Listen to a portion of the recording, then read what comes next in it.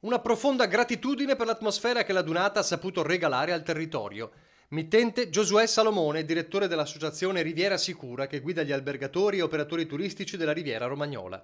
Una lettera che da Rimini arriva nella Marca Trevigiana direttamente al numero uno nazionale delle penne nere, Sebastiano Favero, per dire basta alle polemiche una settimana dopo l'inizio di una bufera che gli alpini non dimenticheranno, tra accuse di presunte molestie, attacchi incrociati della politica e richieste di sospensione della Dunate.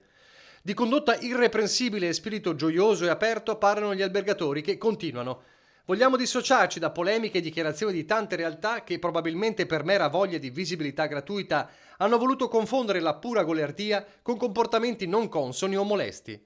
Pur non escludendo che possano esserci stati sporadici episodi spiacevoli, che ovviamente condanniamo, è parere unanime della categoria che la condotta dei partecipanti sia stata impeccabile.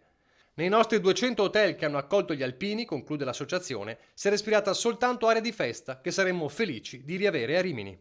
Credo che questa sia la parola fine alle polemiche e alla strumentalizzazione, perché proprio gli operatori, proprio coloro che conoscono peraltro i turisti e il turismo, riconoscono un clima di festa, un bel modo di fare e quindi io spero che queste polemiche finiscano, perché è assurdo che per qualche caso, che se c'è, se ci sarà, certamente ci sarà stato, e come dico sempre è tutto da verificare che siano alpini quelli, perché io ho visto già la dunata di Bassano, già quella di Asiago, anche quella di Treviso, qualcuno che comprava il cappello finto, perché si vede un occhio che conosce lo riconosce, e poi ecco non sapere che quelli siano alpini. Per qualche caso non si possono demonizzare 350.000 penne nere. Quindi le polemiche stanno a zero.